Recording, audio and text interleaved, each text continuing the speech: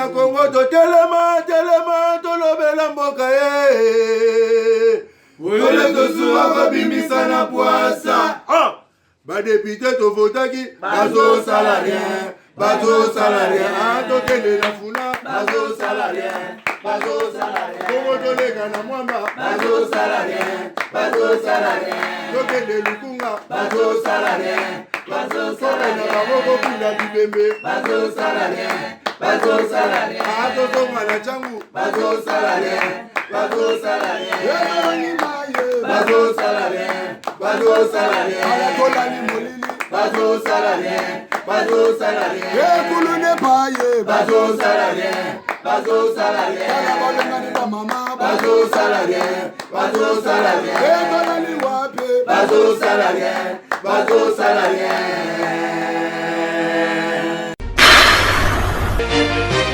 Ouais, monde entier. Ça c'est le roi du phénomène qui subit. Vous savez la biso trop. Ça là on le romo. Tenez la vidéo anniversaire. Bangal pe subit. La sengi bino loko moko. So vous savez ngo des plaisir nanga. Biso nyonso tous s'abonner na Bakinois Balobi TV. So vous savez ngo vous s'abonner biso tout na Bakinois Balobi TV. Les gens qui ont fait ça, ils ont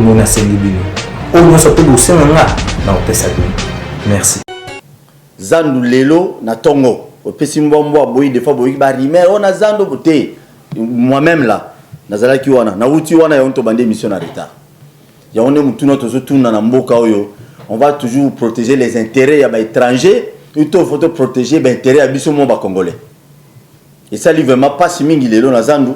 On a bandé de bon monde à 2-3 photos parce que des ordres des arts. Si tu connais tout sur la boye, na tongo à 10 heures lelo, des ordres des arts qu'on a Zandu. Tu connais un peu Kolobelanan, de konanga ya coordonnateur ya dynamique Sylvain Mutombo, nan de konanga ya PPRD Jimmy.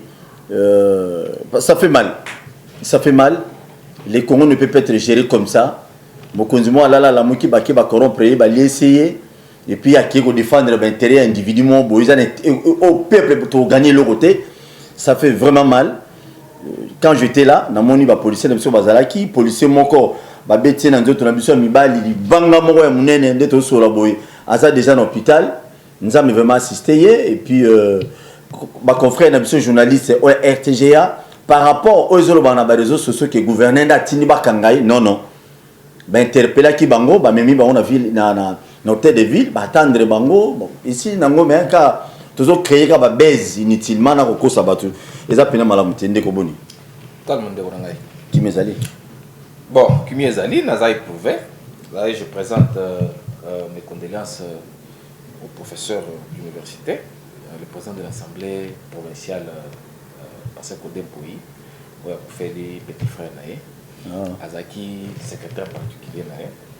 Je présente encore mes sincères condoléances à toute la famille, c'est ma belle famille, toute la famille.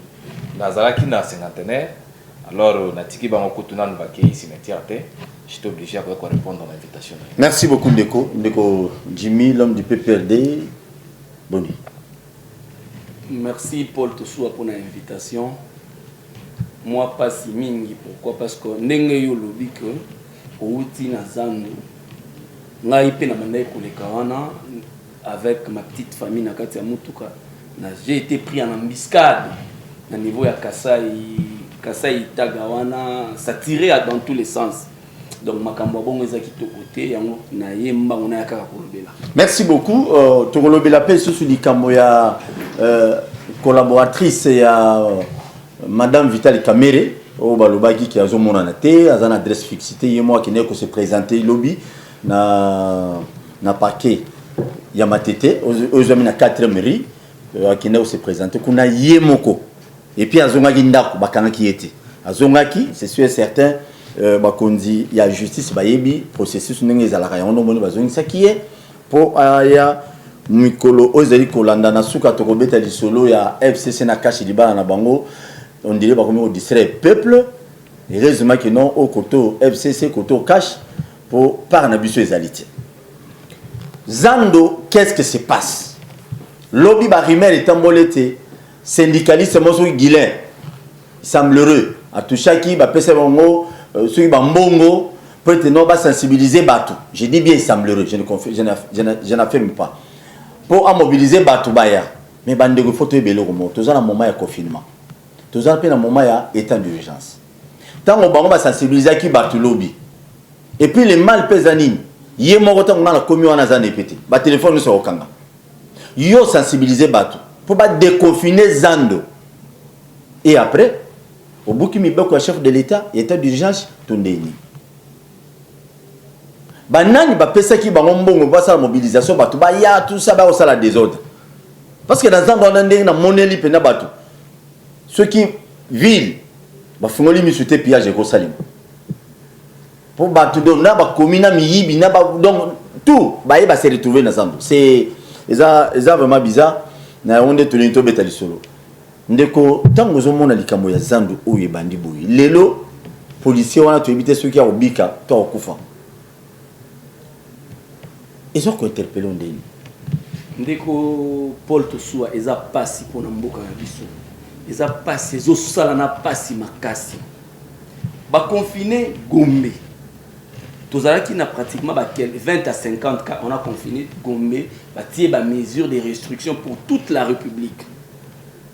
Mais le confinement de la Gombe il s'avérait que c'est un échec. Ce confinement là est un échec parce que bah malade des yeux, bah chiffre mogo exponentiel et mati makasi. Mais le gouverneur de la ville en tant que responsable, alors ceux qui côté maladie, l'équipe de riposte n'a pas pu capitaliser, bah côté contenir maladie. Mais le côté Zandu, Ali quand même a capitalisé ce moment-là, atika moi quelque chose en prémoko indélébile na Zandu, a levé option à réhabiliter Zandu. Zandu a n'a pas toilette. Balabala wana to mona ka Rwakading bato ba ko biso to ngana mwa ko bila Kinshasa to ko le kana mituka na balabala Rwakading balabala itaga to andole kana mituka mais lelo oyo ba balabala wana yosi koma ba mesa bato batonga en désordre comme ça gouverneur alinga moderniser Zando ba inaugurer depuis 1971 alinga moderniser ngwa tia mo ba colonne ba matisa ba pavillon koma ba plusieurs niveaux mabeza wapi nani akotonga mboko soki yé gouverneur oyo to pesa responsabilité ko gérer mboko asali yangote. Mais curieusement c'est l'instruction ya nani ya vice-premier ministre et intérieur. Vice-premier ministre et intérieur moi personnellement je l'attendais où? Je l'attendais tant que maladie ya coronavirus s'est déclaré depuis mois de décembre na Chine. C'est là où il devait prendre des responsabilités en tant que ministre intérieur na ba frontière na biso à renforcer ba mesure de sorte y a partenaire na ministre ya santé ba renforcer ba mesure na frontière na biso de sorte que maladie on a qui est une importation écotatée. Mais il a brillé, excusez-moi le terme, je serai un peu plus dur parce que Makamozo pesa kanda. Ça c'était de l'incompétence. Frontière na biso a dit passoire jusqu'à ce que le premier ministre Akeko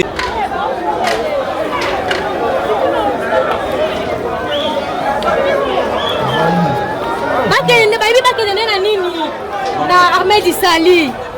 Ah ba ko sana ka. Kaka policier ndaya opesa nini. Hôpital ba doit ozo risque wana tu. Ah kufa. Ah kufa. Hey.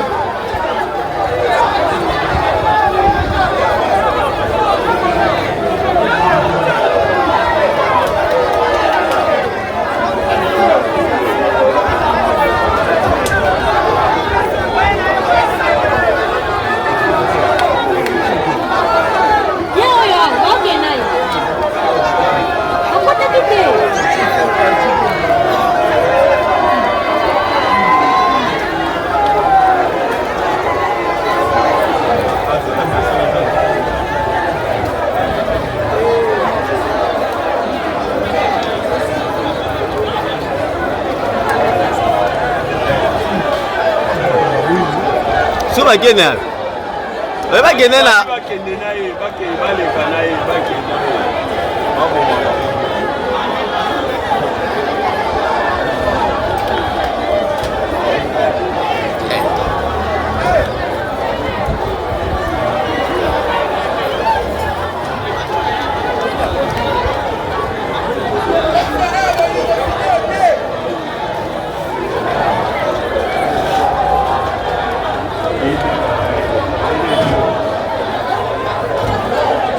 Quels sont les arguments du vice-premier ministre de l'Intérieur pour qu'il va arrêter les travaux? Les travaux sont bénéfiques pour la sauté. Tu confines à Gombe. Quel est le résultat du confinement de la Gombe? Un bilan mitigé, résultat négatif parce que maladie et qui est pratiquement partout. Mais maintenant, tu as capitalisé en mode à Tababongisa, ne fais-ce que Kobongisa. Ma Wapi. Est-ce que le vice-premier ministre a comprendre que les policiers wana yenda za mukonza ba policier. Maintenant policier wana azu choc. Oyo ba beti libanga. Yem to za mukonza ba policier.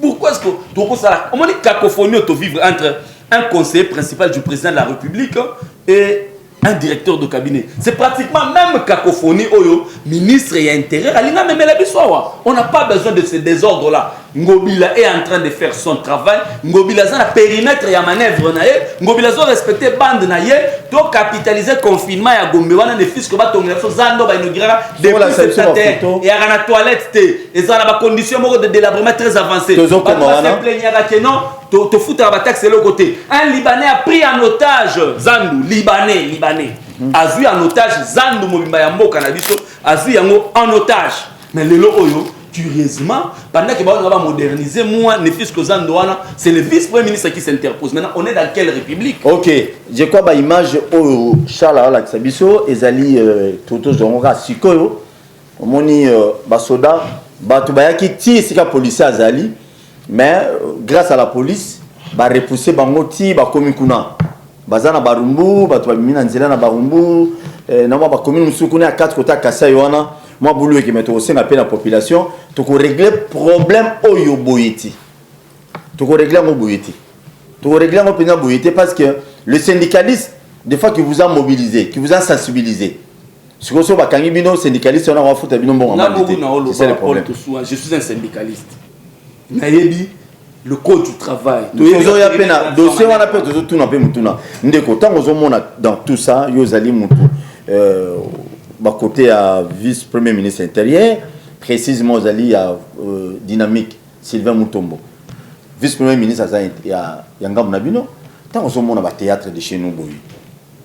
Nous ils ont un bénéfice. Il y a peuple, tu es bactéria, individu, politicien. Dès qu'on a l'ingina rectifié, on a côté Covid-19 na Congo, ou na Kinshasa, ils ont vice-premier ministre. Ils ont malade c'est yaki avant besoin mesure ou besoin qui a au frontière alors qu'on le battait que au ministre mon côté qui malade ça c'est faux il ne faut pas que tu as babilo komoko merci tu voulais le vraiment na beto bete cela zando pour pas venir benga boze le zo sala pas si parce que zando zo mona zaki des ordres pour ça kanate to za na ba wese mususu na ba installation hygiénique belé na kati ya zando wana ça date de longtemps ngana na ba tu belé ba oteka kuna banzela nyonso mitu ke le kakate. Alors, tant que confiné commune, on a tout ce de manière à ce que va réhabiliter Zandoana et comme quand même bien. Bateau bazo ya koteka, bakotaka plus de 3 millions pour votre information. Bakotaka est belé dans marché ou dans marché monene. Il faut bateau ba dans ba condition ya bien, quand même marché oyo ya liboso na Congo. Il faut quand même bateau bazala bien. Le marché de la liberté, les gens n'ont pas besoin. Oui, ils ont moqué, mais les gens qui effectivement parce que ordre est allé. Ordre est allé. Alors, na sepela qui na initiative il y a gouverneur. Pourquoi? Parce que a profité qui na moment oyo pour réhabiliter Zando, bato tango ba pozonga, bazala quand même na condition ya bien, baza bato. Mais je suis étonné. Tango na moni nandaki ba image nazaki na cinquantaine nandaki ba image na ba réseaux sociaux bazo bamba banga tout ça tant na meki kaka kolandela ba commentaire bazo sanga que y a un groupe de gens ba ke kozwa mbongo pour ba intoxiquer population ba ya ko forcer ba kota bazonga na Zando par force. Mais jusqu'à là nano ba déconfiner commune wana te il fallait batika misala et là comme ça bazonga ba teka na condition ya bien. Alors, Batouana Baza va intoxiquer Bamosusu pour baya en masse pendant que tu as un problème à confinement. Boy, va se recouper plus de 20 personnes. C'est-à-dire, aussi mi bego mo konzambo kate. Respecter les conditions d'hygiène. Alors, baye bazu mbongo, baye pour intoxiquer Batou. Yango nazo lo baye faut enquête ça baye Batouana Baza banani, baye pour intoxiquer Bamosusu pour baya kokota na Zandu sans Zandu ici là. Vous comprenez? Parce que obi ke na ndinga mabete. Oui, il y a un côté là qui n'a pas de misu. Je te dis, il y a un objectif à pillage. Les acquittés pour Bakota, Bafungola Zandouté. Nalandaki déjà dernièrement, la semaine passée, il paraît que Batmusu Balela, qui parce que tous les maman, famille Belé, Bazana Katuana, il paraît que Bacheke, Bakota qui n'a pas, Batmusu Bakota qui biloko na bango, Ibaki. Alors, semaine passée. Alors, vous comprenez que Batou Bazana souffrance. Les gens souffrent, je vous dis, tout ça sur le terrain, il y a les gens qui souffrent. Mouto bombi biloko na de manière c'est que ceux qui vont déconfiner commune azonga na yena. Mais tant aussi koyo, bozo sécuriser dans le marché wanaté. Bat bozo perdre ba biloko, ce n'est pas propre. Ceux qui va sali pillage et cause na intérêt anad. N'a pas perdre la place. Et ce peuple congolais, d'abord nous avons la misère et puis bozo battre sur passe likolo passe. C'est pourquoi tozo expliquer bande qu'on a biso ba congolais. Tozo mi bon na biso na biso, ce n'est pas propre. Tant bozo benga ba tu belé boy. Na moment oyo ba ya ba kota ba banda ko sala pillage. Ba boto na ba tu biloko. Na minute ba to na mbongo te. C'est-à-dire bolingi je ne comprends pas. Bolingi nini na mboko. Une chose son contraire. Bon, Ndeko. Ndeko wana syndicaliste parce que lobby n'a pourquoi to la libre na ba réseaux sociaux les sous ba mégaphone tamola na zano ba la sensibilisation lobby to roya boy ba annoncer qui déjà mambo salimi lelo. Siko soki ba ko porter plainte. Mais il fallait d'abord nani hôtel de ville à disposition tant yoka ki biloko na lobby. Il fallait pas à disposition. C'est nana za hôtel de ville na bingai to soa na yokaki. Moi. C'est ça que je disais yokaki. Qui basala ki mobilisation déjà à qui scène oyo théâtre oyo et ko sale malelo. Mais hôtel de ville bakoki ngana et c'est l'hôtel bakoki ko porter ndeko wana plainte te. Ndeko wana faut porter plainte. Na ko bazali mo côté bazali belé baki ko zo mbongo ndenge to yokaki. Toyoka qui te confirmer ou bien te affirmer atenda ko zo mbongo il faut balandela ndeko na bato nyonso baza simanaye toyeba c'est quoi qu'est-ce qui se passe parce que mon konja ya ville azo bongisa marché et ça pona bien ya bato e bateka kuna na kati webi que malade belé et bimaki na zandwana soko talinde ba banda côté que la main non vous ne pouvez pas valider mais le oyo gouverneur Gentil a lobby non il faut to bongisa quand même Mitou ebanda kokota ti na fin fond ya marché pour ebanda kokota biloko na ba dépôt et consort. Mais c'est quoi la téléphone. Alors j'ai dit mutuana il faut ba kangaye. Il faut ba identifier na ba onyoso bazaki na ye, il faut ba kanga bango parce qu'on ne peut pas, c'est intolérable, on ne peut pas accepter ba to ba belé boy na zando. Ça ne s'explique pas. Ndeko Jimmy, rapidement ndeko wana bako porter plainte to bako tikaye. Nga naza syndicaliste né na émission. Je connais le code du travail Ezali Bibili Anabiso. Avant de mener le mouvement moro sur terrain à Bongo, en amont, comme la partenaire na yo, comme lié ou expliquer beaucoup qui trouver solution sans pour autant que ça la descente à bout. Ndeko tu le tout à l'heure non. Ndeko pourquoi est-ce que l'hôtel de ville n'avait pas pris des dispositions pour sécuriser? Oui. Voilà, la sécurité. Sécurité, Zali la compétence yana.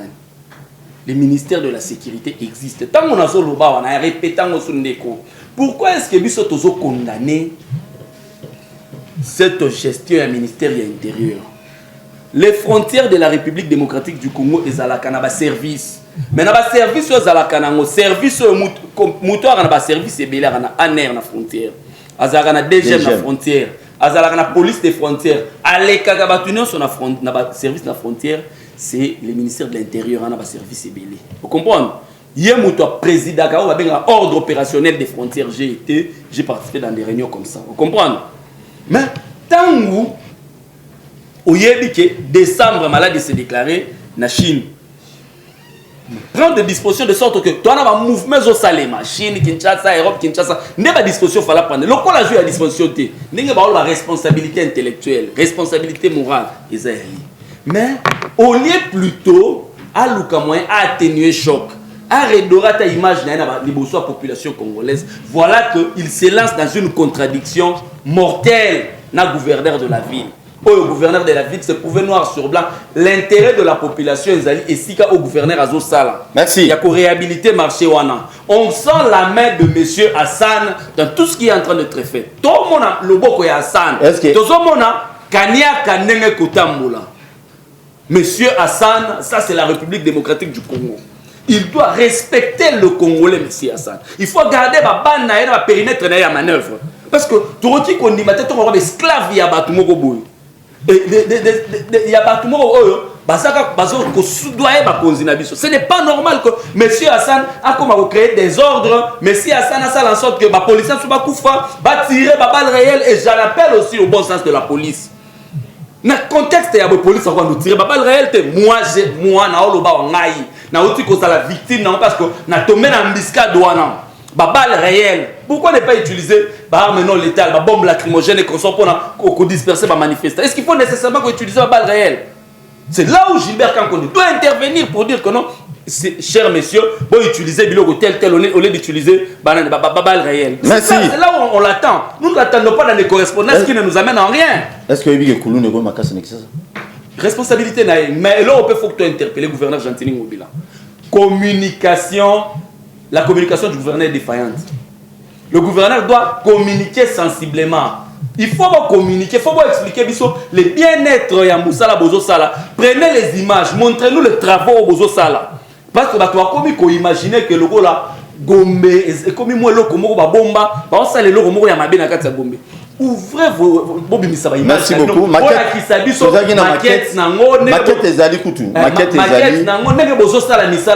pourra nous permettre de argumenter davantage, de expliquer la population davantage, puis soit devant un quartier populaire, de expliquer le bien-être de Misala Bosala. La communication doit suivre les actions du gouverneur. Merci beaucoup, Ndeko Jimmy. Je crois que monsieur le gouverneur de la ville de Kinshasa, la police va bien dire d'ici là au Kitawana.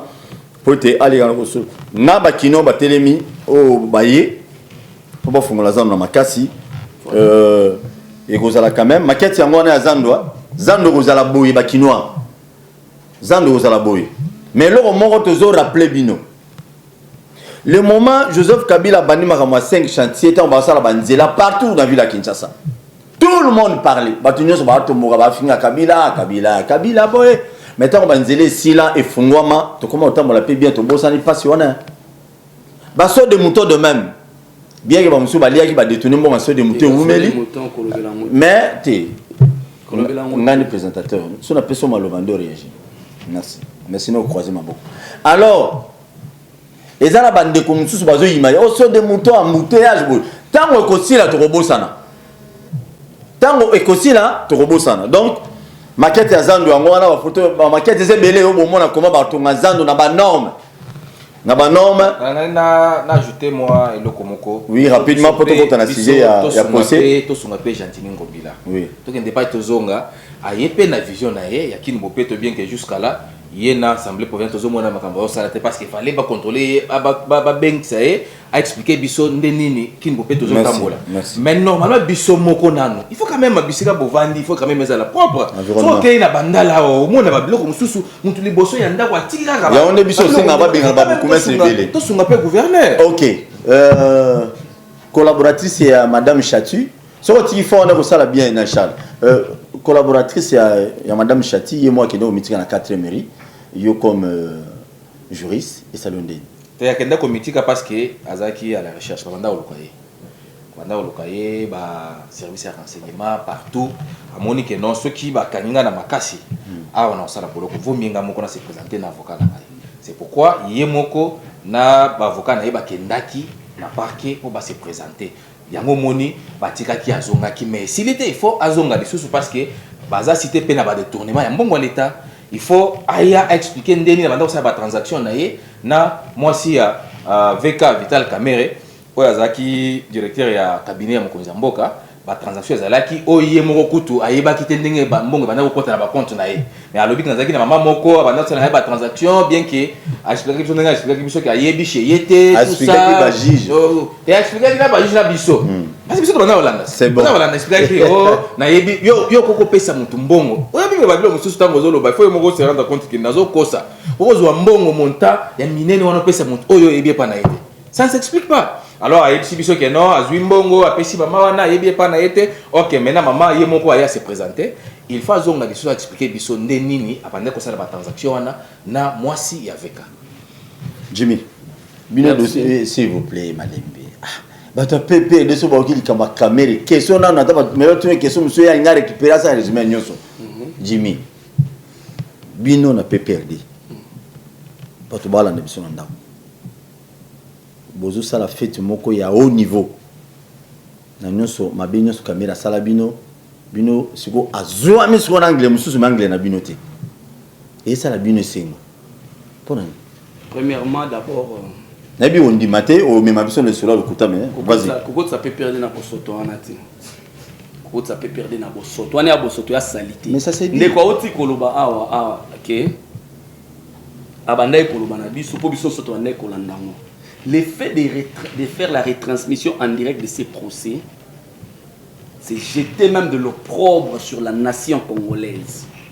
Ezali koteka image ya Congo na ndenge ya mabe. Imagine un peu, je vais vous nacha en gras quelques propos les qui na procès wana.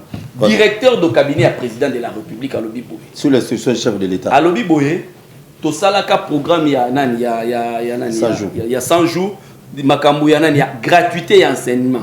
Nous n'avions que des moyens à foutre enseignant 2 mois. Le reste des mois, Banque mondiale a financé Bissou. Parce que Banque mondiale a la représentation dans la République démocratique du Congo. Les représentants ont la procès RTNC, les canaux satellite partout. Ils ont la procès, ils ont que le comptable de la présidence a 1,3 million, qui a une résidence na GB. Et puis, Mbongo ya l'État, Mbongo ya l'État, bazo kabolo la nguba. So, Banque mondiale wana fa financer bino. A refinancer bino sous lobby. Banque mondiale, FMI, Banque africaine de développement, tous ce partenaires. Bazo ko mona ke Vital à lobby, tofandi tozana président. Tozana président le 24 décembre, soldat, azana koliate, policier na koliate, grande militaire.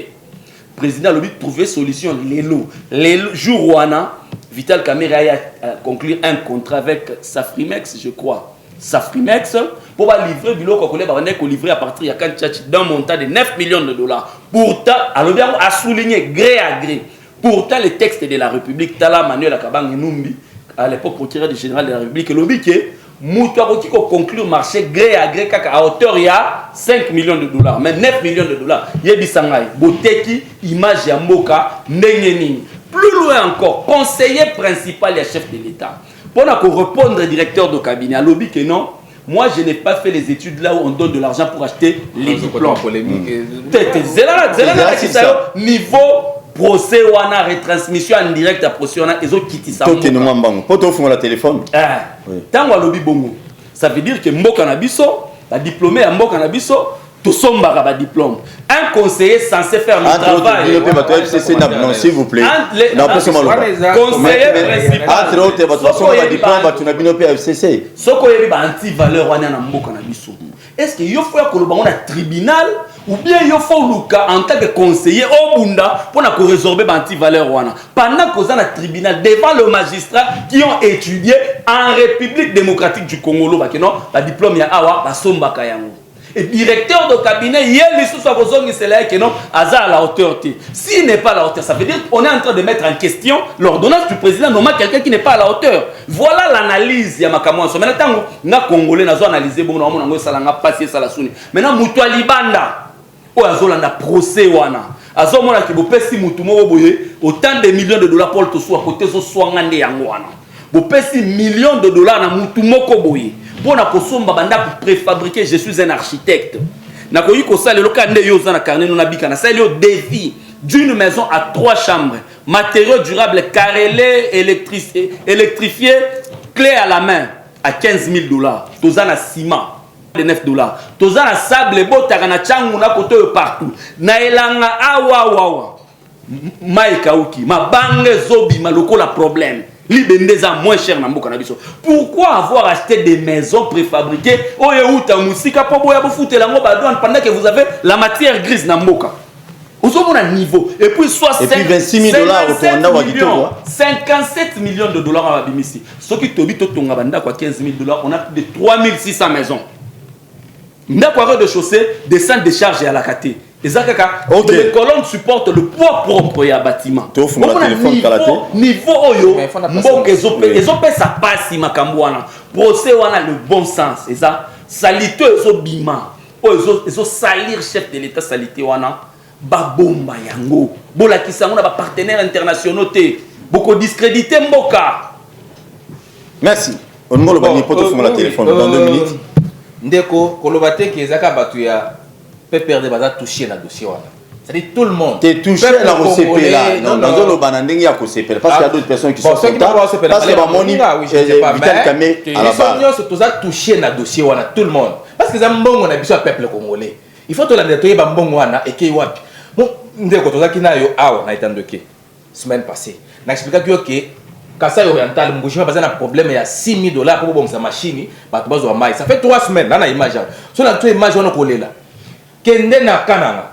So kena bandesha bakatoka bazana maite kenda wana matadi awa pembeni awa kende na mvuzi kende na nzanza bana maite bana courante pour na $5,000 ou $6,000 so un individu ou un groupe de gens bazui mbongo ya l'état batie na poche tobeta vraiment boko c'est normal il faut batwana babimisa mbongo ya l'état ba yibakala ba yibaki wana tozala na bango sika moko toliaka na bango mais soki lokwa bayibi mbongo ya l'état il faut babimisa mbongo wana misala continuer et puis bakangama bozwi mutu wana soki jamal wana merci téléphone fungwami Jimmy Azali mbongo Azali beaucoup de mituna oui merci beaucoup asa misala mbongo ya Congo et puis misala ngo salamité il faut bazongisa mbongo comme mbongo na belle il faut que ndokabola mbongo nulle part dans le monde babimisa mbongo ebele en espèce téléphone fungwami amemi yango na sac baketi na hôtel pour bana kabola. Allô bonjour comment on a obengi wapi? Allô bonjour comment on a ni obengi wapi? Bon bonjour papa journaliste na bengi na commune na Barumbu. Kombo nani? Kombo nanga Elvis. Papa Elvis siko kitsa volume ya télé pour te solo la bien parce que bando landa retour à télé au lieu biso temps ebele. Ok. Na kitisi. Ok. Tozo kayo, toka likanisi na. Na lobby boy papa journaliste. Oui, na lobby boy. Bato mibale baza pembeni na wana o aza na gauche na wana muta PPRD. Balia pa mbongo ya mboka oyo ezake biso Congolais to bénéficier ta na sanfante. Ibango bazokotela gouverneur. Gentili wana akoya koleka na ndako bandako bato bi ndako na biso moko pesa biso biloko kolia. Papa batika kopesa biso bakanda o kuto esalami lelo eza mokie. Désolé hein o wana ni tolingité tozana besoin ya kimia na Congo Kinshasa na biso coronavirus ezoli ya biso ba piaka na ndako tout ça mais surtout bani ko lobano esalami lelo eza mokie ko profiter na nani piage seulement na ce pe na nonandea boyebi koma Kinshasa etikala boyebi koma Kinshasa zonga sima na piage alors tokoza na makanisa piage te zo 90 boyebi koma esalemaka na limité ba société nyonso ba pia les agasuite oui zela mokie. Allô oui allô bonjour. Bonjour. Tozo ka comment on a benga papa? Comment on va passer na benga papa? Pasteur Jonathan. Tozo ka pasteur Jonathan. Papa, s'il vous plaît. Tozo ba Congolais solution doit pour ça qui n'a beaucoup. C'est pas bien on va nous dans la télévision, on va nous voir n'importe quoi. Les enseignants au Bilabanda quand ça fait déjà 3 mois. Voilà que ça à ta place, moko à ta place, il banga pas mabaké. Moussala do salade, ni ba confiner qui gombe. Il fallait que comme on sala moussala ceux qui déconfinent, ma déconfiner gombe ba tozo qui n'a pas marché. Ceux qui combien de millions ma pote dans la zone, j'ai tenu à pénaliser Batouga pour la parenté ni na ça. Et dans la société papa. Merci beaucoup Ndeko pasteur. Non, il va bien que papa. Merci. Je crois avant Jimmy Aloba, recette ya Zandu, selon les informations dans le bas qui ont lobby, recette ya Zandu et qui n'a sous nos têtes de ville par rapport au contrat Basigna Kawana. Donc bon union c'est M. Hassan qui gère ça. C'est ça le problème. Ndeko réagit. Théolingo réagit là, il y a PPD bouger dans ma vie. Omoni nalandaki procès ndeko lobi que non PPRD amona ba munga pe na amona ba muna fanda ndena abona na réside à Barumbu. Faut pas s'adresser. On comprend. Abi PPRD. Faut qu'il n'est pas où ici pour pas s'adresser. Procès Vital Kamere. Vital Kamere a lobi boyi. Bakuta qui na réserve nationale ya caisse ya l'État plus d'$1 milliard.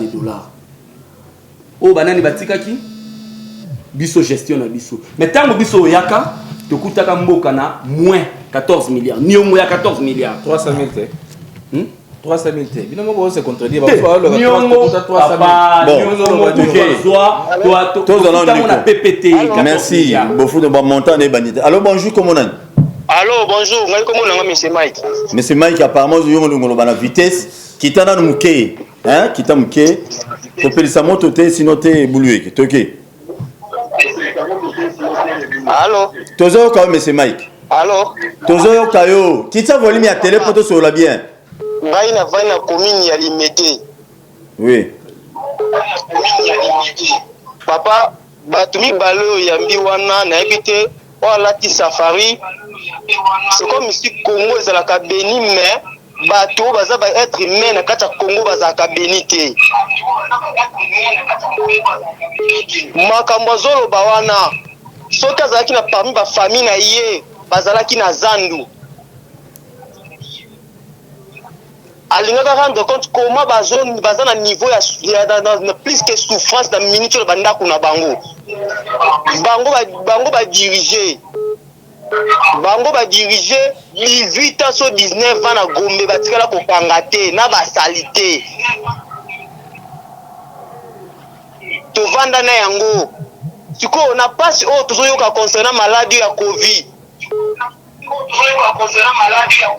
babanda kopromettre biso ke dans 2 ans wa souffrance ekozala rapidement de kosalo chité bato musu bakota mais moto aboye soki azokumisa gouverneur nzambe alimbisa nga aza bénite aza plus que maudit na gouverneur.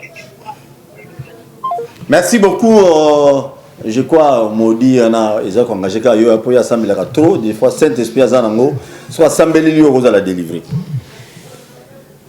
Allô bonjour comment on a bengi? Allô oui bonjour papa. Oui bonjour boni Dieu fait grâce au bengi wapi comment on a? Oui na bengi na monga fola c'est Patrick Moucheki. Oui oui nana loba pona moto ya PPRD à la télé safari. Oui papa. Oui toyebi te soki avandaka na Congo bi avandaka na libanda ya mboka avandaka na Barumbu te alimi te avandaka na Barumbu namoni avandaka na Kinshasa te opasi oyo bakongoli bazoyoka ya koyokoloba biloko bazolobana te 18 ans basali na pouvoir 18 ans basali na pouvoir nayebi eloko basali te en plus papa journaliste soki bato babengi yo tiaki numéro po bato babenga tika bato babenga baloba oyo bazokanisa yo kokata bato bamoto parce inte ezali mbongo soki boye ofala olongola numéro wana ezala te pour continuer dani débat na bainvité na ndenge waki okata bato bazobenga ndenge wana. Désolé merci beaucoup oza na maloba na kati yo te continuer. Oui donc tika bato baloba oyo baza na besoin dans un groupe pour ça pour éviter au yambiwana. Merci. Pour PPRD ou azoloba, ils ont malabu tendu ayokani passer dans mon côté. Merci. Merci papa. Merci beaucoup. Bon. Babina Katra va appeler mais juste quelque chose, moi précision. Je ne peux pas laisser quelqu'un à Bengi, il y a des milliers de personnes qui nous suivent. Ah on a Kinshasa, Libanda Yamboka un peu partout, bayoka mutu abani ko bimisa insanité to ko finga mutu. Trop fin invité. Là, je ne peux pas tolérer quand même. Biso tozali ba journaliste to beng ça ba invité pour ba ko finga bangote pour ba ko bangote après émission té. Donc biso déjà silisi a zone calmement et bi que no kuna ba téléspectateurs ba kinwa ba lobby ba quand même sage, poli, ba bindeni ba tuna biso mituna parce que ngana présentateur principal bino na ndako mituna na bino bozali ba co-présentateur. Alors surtout ba ni ko finga ba invité. On dit que wana bulu kezali. On réagit. Bon, moni bande ko ba lobby je prends ça sportivement. Mboka ba gérer une émotion. Dans un pays, ba roti ko soit pas mesure impopulaire, mais il savent que lobby ba mesure on est commis bien pour la population. Vous comprenez? Oui. Na minute moi j'en suis victime. Ngaine na zabo na natif ya commune ya Kinshasa. Zandouana une bonne partie à Zandu za commune ya Kinshasa de Dimati kwa Kadin Zandu. Vous comprenez? Nazana bandeko ba master ba famille oyo kop na bango mikolo nyonso ezala ka Zandu. Lelo ba komba to ba. Zona ndeko zo tuna mtu. Kitisa la volume à télé. Allô? Kitisa volume à télévision na yo. Allô? Kitisa volume à télé. D'accord. Je voulais intervenir à ce niveau. Hein. Oui. Vraiment, moi, ça me fait la honte. Na cannabis sur le niveau de la personnalité ni balé ou yambi na plateau. Vraiment, j'ai beaucoup de regrets à propos de Bango. Nous tous, nous vivons au Congo. Nous connaissons les réalités qui se passent ici au Congo. Hein, il faut quand même qu'on se dise des vérités. Mais l'homme cannabis au Kinshasa, je ne crois pas que vous témoigner témoignage moko ya mabe. Tout ça va cause qui provoqué par l'ancien régime et les cas qui a Kabila. Kabila a détruit complètement le pays. Hein? Il ne faut pas que tous les canaux Congo, tous les canaux médias, c'est parce qu'on a la chance et on a l'opportunité de passer dans les médias pour le baba n'importe quoi, ils ont plein de la bande à côté. Et je voulais aussi intervenir par rapport au procès à Vital Kamerhe. Ça, vraiment, j'insiste, même si Vital Kamerhe a détourné ou pas. Mais ça se voit qu'il y a un complot des gens qui sont en train de comploter Vital Kamerhe. On ne peut pas venir charger quelqu'un de ces façons ici. Hein? Vital Kamerhe a lutté quand même de ces pays pour qu'il y ait l'alternance ici au Congo. Hein? Mon frère, il faut tout apaiser le langage. Hein? Vital Kamerhe n'a pas volé jusqu'à présent. Après, vous là qui savent que Vital Kamerhe a détourné qui aussi qu'il y a complicité, l'association, il y a pour charger mon tout. Aussi, ces messieurs-là fait quoi de ces pays? Hein? Monsieur Vital Kamerhe de bien respirer avec sa famille, très bien avec nous avons besoin de la tête de Vital Kamerhe, ça contribue beaucoup pour ce pays. Merci. Ah non, ce n'est pas bien. C'est ce qu'on ne peut pas aimer. Merci. Hein? Merci beaucoup, monsieur, pour cette émission, on a eu bonne continuité. Merci. On va améliorer notre caractère, notre comportement. Merci. Merci beaucoup, Ndeko. Merci. Merci. Nasepeli, réaction na yo? Bon. Te, yo pe faut quitter parce que attaquer trop. Je pense ça sportivement. Bisoto yé, to sali alternance et salami, les apoto boma, ma congolais. Muto aza awa po aboma congolais ou bien azo sepelana passe à congolais azate parce que biso nyonso za ba congolais, biso nyonso vivre na planète autre moni to yebi ndenge mboko ezo tambola. Alors ceux qui tozo intervenir pour le marché, c'est parce que marché wana ememeli biso ba malade ebele. Oyebi ke biso nyonso to kotaka na zando wana to yebi ndenge ezali. Alors ceux qui lelo oyo gouverneur a lobby que non, il faut ba réhabiliter ngo mabeni na sali. Ata to lobby que to lingi mututé. Mabeni na sali. Ça c'est ça, je ne vois pas. Mabé otoko lobaka que non gentili. Non, ce gars sali mabé net ngai boy. Na roya on a lobby en tout cas gentili a sali mabé voilà boy. Mais là tu rikambo boy. Na zo mona mabé a salité. Azo réhabiliter marché de manière à ce que batango bokozo ta ndenge kozala. Tango bokozonga si réellement ba okena ngoti na suka ekozala boy. Voilà. Tango siko bokozonga boza quand même ba condition ya bien. Tu as dit que tu as pas si bisonyonso difficulté est vraiment énorme pour le moment. Mais tu as la parce que Covid-19 est en mboka. Nous on a bien le peuple congolais. Na monité que Félix Tshisekedi Tshilombo yé pour le peuple congolais non au contraire azawana au four et allô bonjour. Le peuple s'est retrouvé. Azam tu es IDPS bobo salamoti. Azam tu es IDPS. Allô bonjour comment on bengo? Bonjour. Merci. Ah allô. Tozo ka papa comment on bengo? Ah na bengi na commune Njila. Comment on?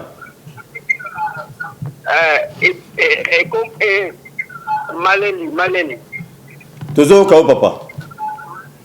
Maleni. Problème est ça. Congolais et l'on a libuso avant monter ma babé. Toza biso to ba Congolais. Alors et le gouvernement ya malamu il faut comprendre que nos gouverneurs a aussi le gouvernement malamu pour la bien ba Congolais. Mais ba Congolais ba zo comprendre que balinga la salité parce que tu me ça na salité tu me ça na mamuyo sur ma. Merci. Alors nous avons besoin il faut tout le monde a président ou ba gouvernement qui ba longo tout le monde a bango pas envie parce que lobby vous en avez besoin de bango bango peut faire chose meilleure de chouchou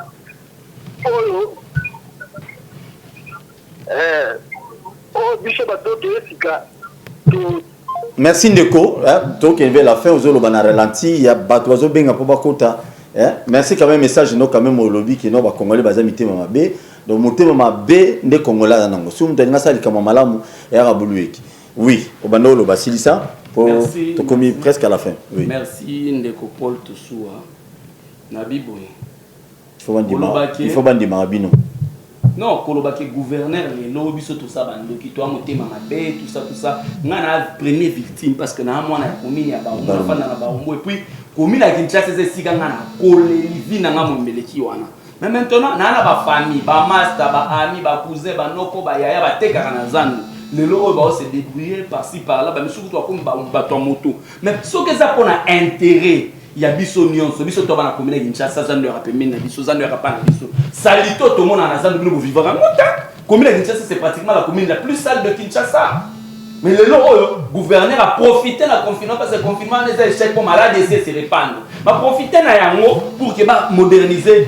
ma zando biso na commune Kinshasa mo ngunye diminuer ma beza wapi kindo kyango ninyo na sali na plateau ah mutema ngwa mabe ninyo na lobi na plateau et ça kaka bolingwa Kongo nde muto ya bongisa mboko eza Hassan Libanete muto bongisa mboko za biso moko merci allô bonjour bonjour papa journaliste vraiment bonjour papa journaliste na ngina intervenir boy kombo nani obengi wapi na vandi na bengi na commune ya Kinshasa Patrick commune ya Kinshasa toujours ka ndeko bon na ngina intervenir moi mukebo bo que la biso vraiment ma peuple congolais toujours souffrir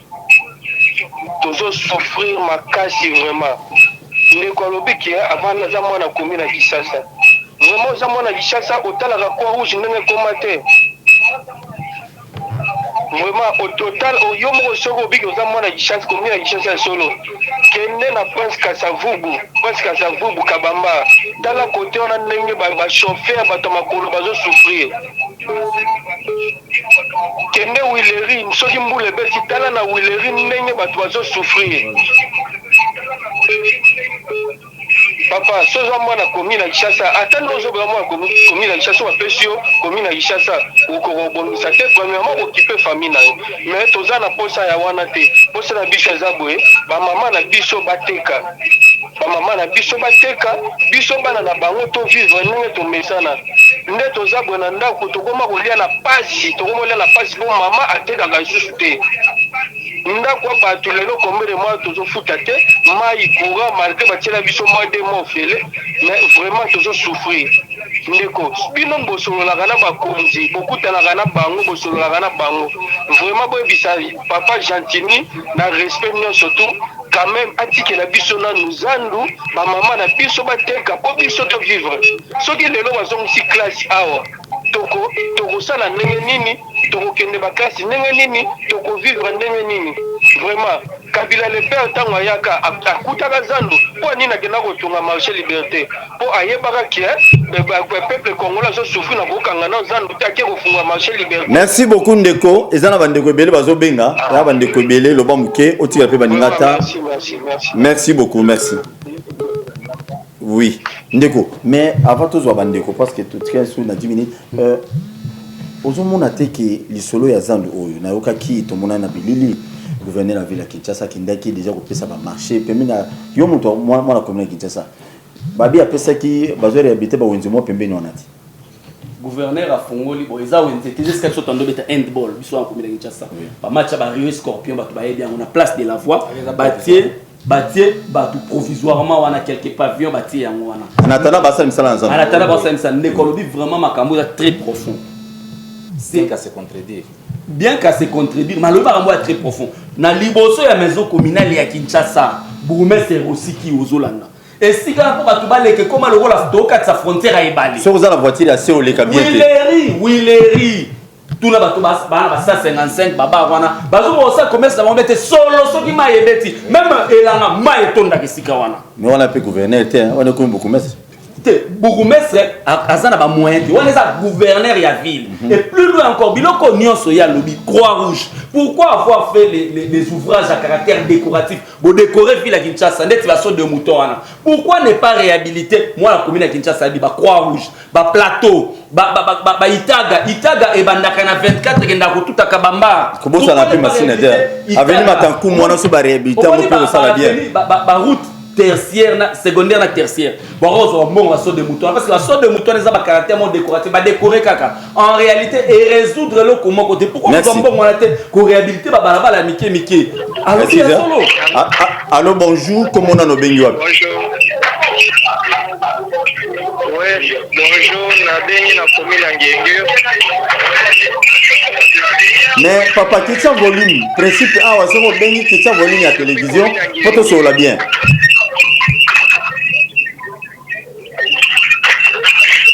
na lubaka makamu président ngoblazo ki gouverneur ngoblazo saleza mabe wenze akutaka zando wana tia kolongwa ta kotika zando wana azosala makambo kitoko te bongo poani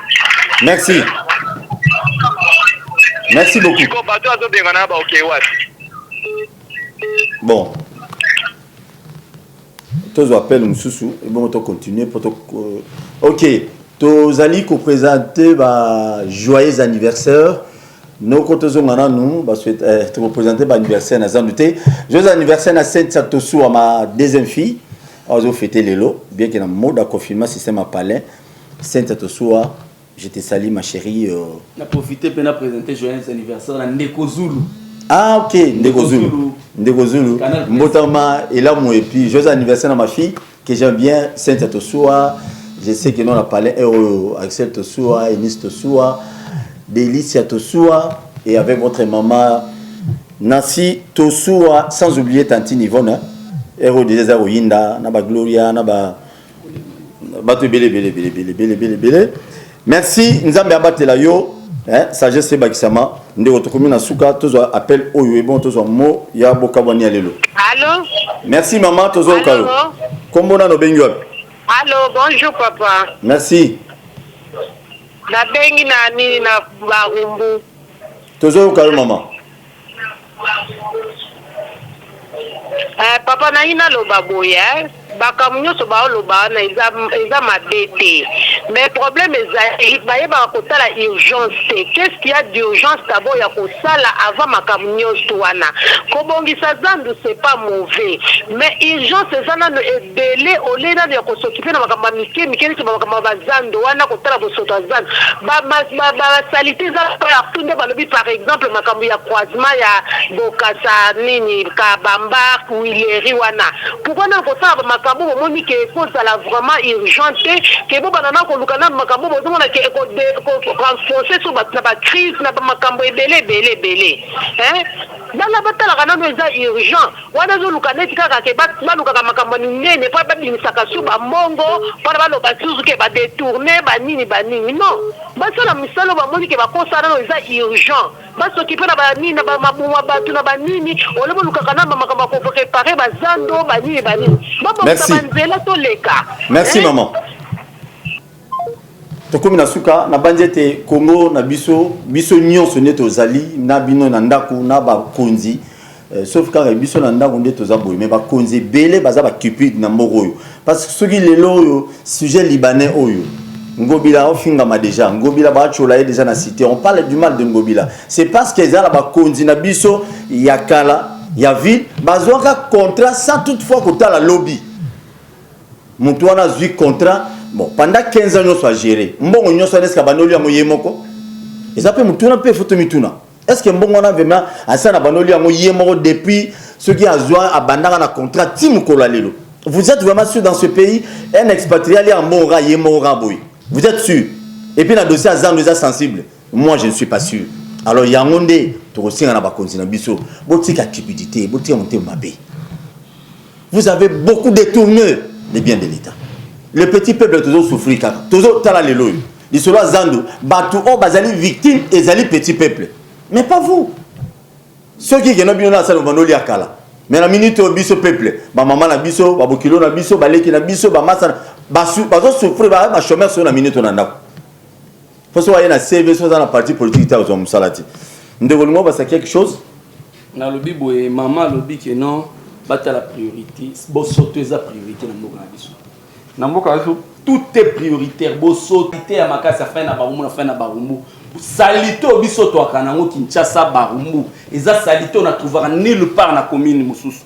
Pour oyo tozanango. Pour kulokola batu. Ba pour so ta mama yemu. Kulokola nyau. Tozana bosoto moko oyo salité za priorité. Il faut à tout prix gouverneur à gérer situation wana. Bien que toza biso moko directement ba victime parce que to souffrir biso to dépendaka na zandu l'activité principale de la commune de Kinshasa de Barumbu eza zandu. Tous les victimes, mais on n'y peut rien. Il faut tout ça en sorte que nous vivons dans un environnement propre. Mais communication et à gouverneur, c'est très important. Bon, communiquer bien, bon, ça parce que ne quoi on est là, merci beaucoup. Mais papa, il n'y a pas de déjà. Liboso, c'est le ministre de la Justice. À combien Mukanda, vice-premier ministre. De même, Membalo vice-premier ministre intérieur, nous avons Mukanda pour ce soit battu. Merci, sujet à Souka Tolobela, Mouké, Libala ya FCC. Non, Yokash FCC. On dirait que vous dites le peuple. Pour Libala, on a un peu d'intérêt, on a un peu d'intérêt. D'accord. Bisotoye, auto imposer changement. Namboka, ça c'est connu. Maintenant, biso cash. Maintenant, le problème c'est quoi? Tokena bien il faut t'expliquer peuple à comprendre. Pourquoi tu es en coalition na bande kona biso? Oui, moi clairement. To progresser na bango to tonga mboka. Oui, ozoloba, nazo peso maloba. Sois calme. Là on a le bien, bino bolbi boyena changement. Changement mon état de droit, mon quoi ya cash na makala. C'est bon, on va continuer. Mais ce changement ça c'est ça qui tombe. Mbongo à l'état, batika yo parce que toyena yo.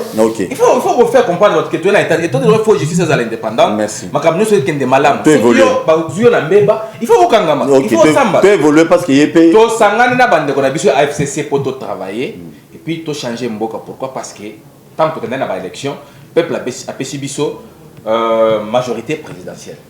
A joué majorité parlementaire à Pessibango. Vraiment, n'évitez Boligny, tout ça, la gymnastique, nini. Des gymnastiques, parce qu'il y a tout moment qu'on soit majorité parlementaire, c'est normal. Tout le lobby, mon conseil, non, il faut tout sangana, tout ça, la coalition, tout travailler pour bien le peuple congolais. Tout ça, travailler bien que tu aies dit qu'il y a un groupe de gens mal intentionnés, malinité. Libala na biso kende bien d'autres travailler pour le peuple congolais. Voilà, ici quand mutuna batwana ba benga batuna. Non, groupe de Jawana yanga munene. Yanga mu FCC to nanga mu cash. Et na lobby boye. Na lobby boye. Na comprendre nanga yo, mais na tunika question moi éclaircissement. Non, la responsabilité à partager parce que les lo oyo moni ba mususu ya cash bakanga mi pona ba détourner ki mbongo. To lobby te que X ou bien Y. Mais c'est parce que je suis à monaki que mbongo oyo ebimaki et ça là qui musalate. Faut pas que je suffit. Continue. Ba tu paye ya FCC mususu ba lingite ne tozo évoluer boye pona to changer mboka oyo. Mususu azo mona question ki mboka changer et ko koma que non bango ba sala ki mabe pendant 18 ans. Vous comprenez? Mais ce n'est pas batunyoso. Parce que na ko yebiso que les lo oyo nani Willy Bakonga sungi biso na gratuité enseignement zo mona ke ngana na bana mibale ba otanga na futaki année passée plus de $800 mais année oyo tu oyo kutu oyo ko vie ko bouleverser oyo na futata infanté comme ceux qui muto sali malamu to mettre le bon côté to boy parce que ça ceux qui s'attendent ceux qui nani non to zapela batu mususu na FCC balingi ke changement ezala na kati pe ya cash to zapela batu mususu balingi changement ezala mais to batu mususu oyo balingaka désordre pour pas profiter na désordre wana c'est pourquoi moi j'ai dit mon konzamboka zo mona nyonso wana souci na ezaki ba nyonso ba revenir dans le bon sens ba revenir à la raison de manière à ce que totonga mboka na biso peuple congolais tala yoka na ndenge bato bazo benga bazo souffrir na minute toza na souffrance ya makasi siko yo olingi des ordres ezala entre cash na FCC pour yo bénéficier siko peuple va bénéficier na c'est ça le problème biso zo lo bakeno makambo c'est salami to sangana totonga mboka de manière à ce que peuple se retrouver toza na mboka na biso toza na mboka mopaya yoka na nous un expatrié azui gestion ya zando mobimba mbongo nazo kota na poche. Est-ce que vous trouvez ça normal?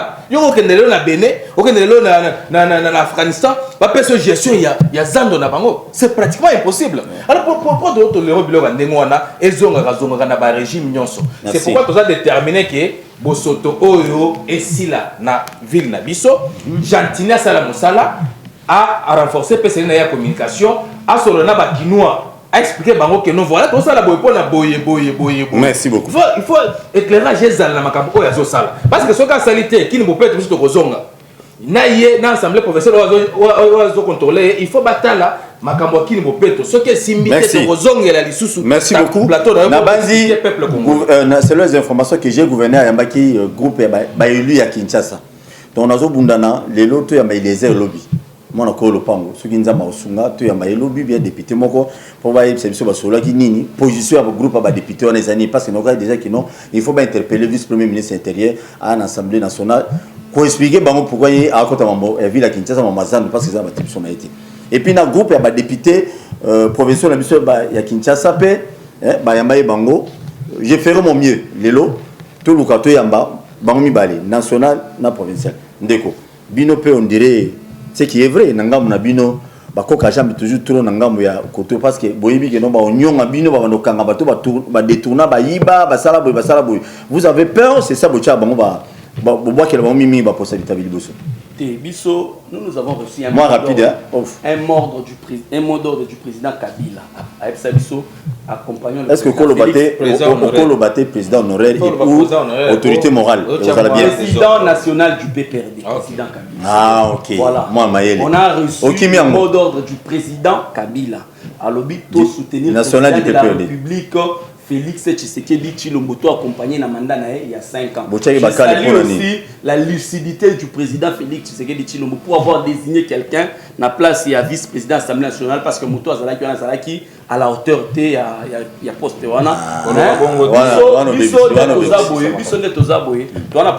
Na le bien parce que tu as posé lelo ya ndeko lobi tu as ça désordre té tu as posé à propos incendiaire ou quelque chose ko siksa mboka té on comprend tu as posé kimia mais du moment où tu as l'institution confondre militantisme na gestion mboka il était temps bâtir banda bâtir moteur aux compétents mais biso madame Seya biso compétent aux na parole biso tozaboué tozo accompagner chef de l'état na misala na la preuve la soki boki na ba procès à 100 jours.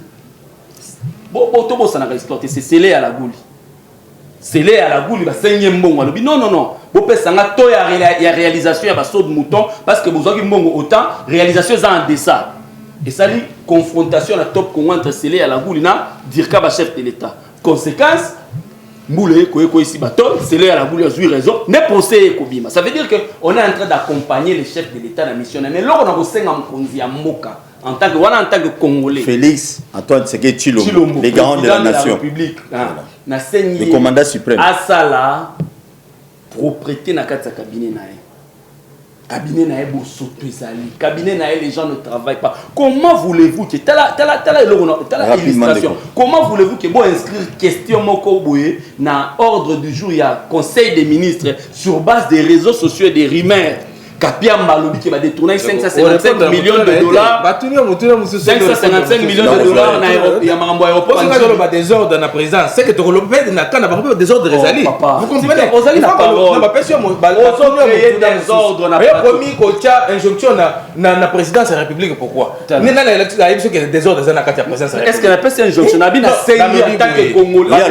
Maintenant, difficulté aux anangos. Est-ce que la présidence de la République parce que il y a une présidence. Oui, mais si la FCC, parce que des ordres vous comprenez? C'est pourquoi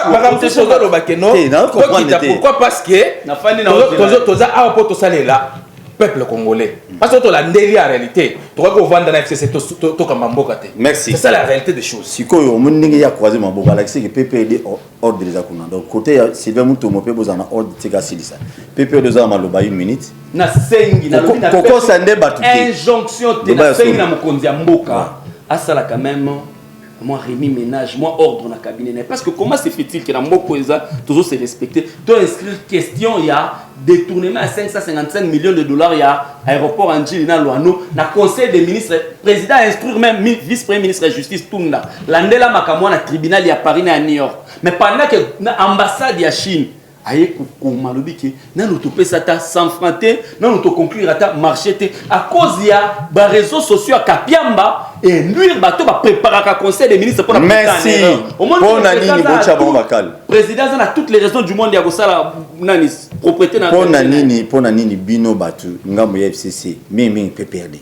bocha bon bakal donc bino ndenge ya lobby ke ils ont l'accès déjà qui non bino bolingi bango ba réciter Félix a réussi na mandat non alors est-ce que non maloba il y a un groupe de gens et puis responsabilité à partager la raison pour laquelle au monde batunsu ça cache bazo samba c'est ce que j'ai dit alors il toza batunsu ba na bonne volonté bon et vous répondre à la question on a changement ya mboka c'est ça mais je sais qu'il y a les gens mal intentionnés FCC rapidement tu as des appels et à la cana partie na biso instructions claires soutenons le président Félix Tshisekedi pendant 5 ans instruction à président Kabila topozala derrière président Félix Tshisekedi après 5 ans pour soutenir et puis après na ko rappelo les sous que ce qui le scandale oyo ya makambo détournement bimi c'est parce que l'élément déclencheur c'est scellé à la boule du FCC. Merci mais bino peso ba loiba landela bino zala pesi mbombo abobi.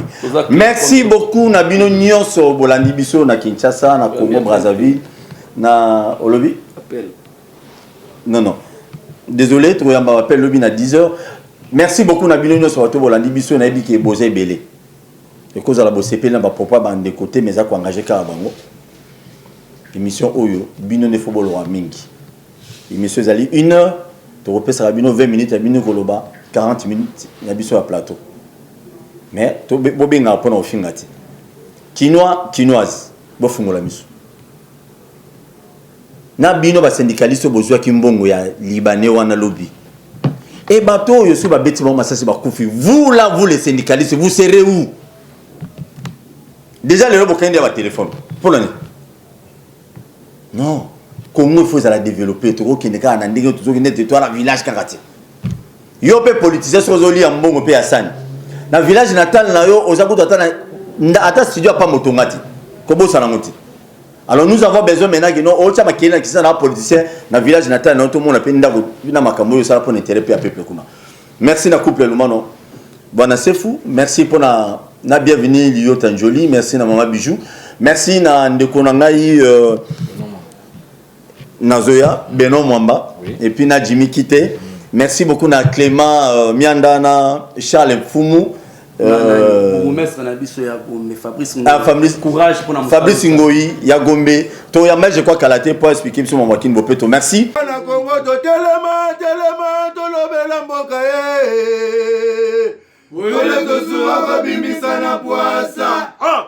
Ba député to votaki bazo salarien bazo salarien to tele na funa bazo salarien Komo to lega na mwamba bazo salarien to tele lukunga bazo salarien na boko kula bibembe bazo salarien ato tonga na changu bazo salarien Bazo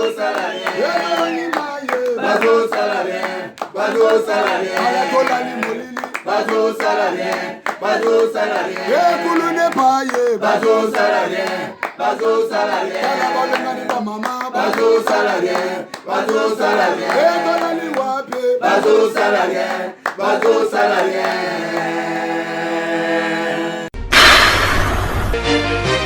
Ouais, monde entier, ça c'est le roi des phénomènes qui subit. Vous savez, biso trop. Ça là, on le remet. Tu n'as pas de vidéo anniversaire. On va le subir. La scène est bien le comoko. So vous savez en des plaisir nanga. Biso nyonso tous s'abonner. Na Bakinois Balobi TV. Bakinois Balobi TV. So vous savez en vous s'abonner. Biso tout. Na Bakinois Balobi TV. Les gens voient que Pessinga, il est au monde à Saint-Libino. Au moins, ça peut vous servir. Non, Merci.